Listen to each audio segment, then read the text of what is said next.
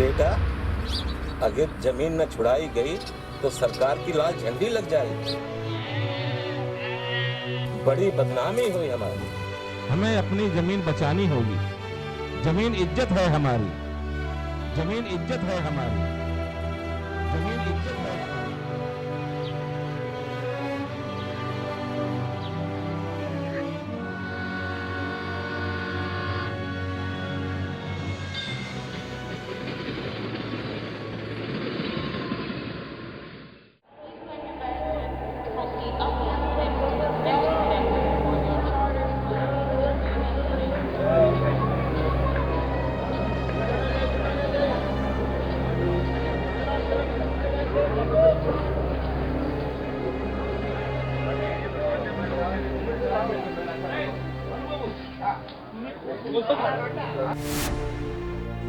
वो भरे शहर की भीड़ में अकेला था, लेकिन वो जानता था उसे क्या करना है और वो उसने किया।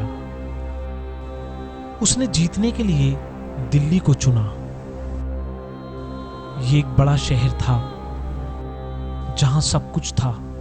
यहाँ उम्मीदें, हसरतें, ख्वाहिशें रात की रोशनी के साथ झिलमिलाती रहती हैं और दिन का सूरज शोहरत, दौलत और कामयाबी का उजाला लेकर निकलता है।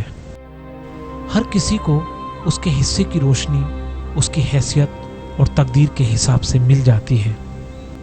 यहाँ वो दूसरों को देखता, सीखता और करता, लेकिन ये उसकी उम्मीदों के लिए काफ़ी नहीं था। दिल्ली के फुटपाथों, लंबी सड़कों, चौड़े बरामदों की गुजर बसर वासु को जिंदगी के नए सबक सिखा रही थी। किस्मत के तंग रास्तों की चौड़ी सड़क एक दिन उसके लिए खारी बावली का नया रास्ता लेकर आई। खारी बावली सूखे मेवे और ड्राई फ्रूट्स का देश में सबसे बड़ा बाजार। बोरियों की उठापटक के साथ वासु ने बाजार की नब्ज को पहचाना।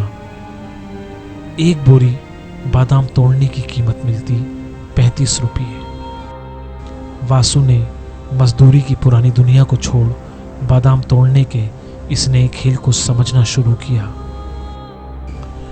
उसकी आंखों की तलाश बादाम की इस नई समझ को जानने में लग गई।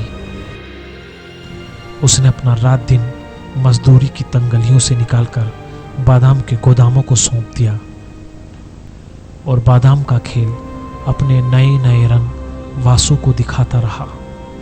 वासु ने दिन रात एक कर बादाम तोड़ने के इस काम को नए नजरिए से सोचा और करना शुरू किया।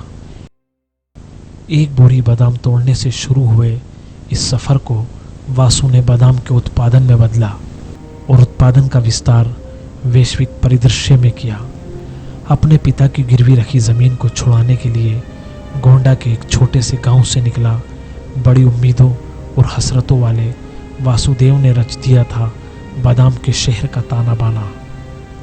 पूर्वी दिल्ली का करावल नगर एशिया भर में बादाम की आपूर्ति के सबसे बड़े उत्पादकों में से एक माना जाता है। बादाम के ऐसे नगर को बसाने के पीछे थी एक विलक्षण सोच जो हमें बाधाओं से पार निकालती है, सोच जो हमें बंधनों से मुक्त करती है। अपना आसमान बनाने के लिए वासु ने तैयार किया था खुद का आसमान, करावल नगर, बादाम का नगर।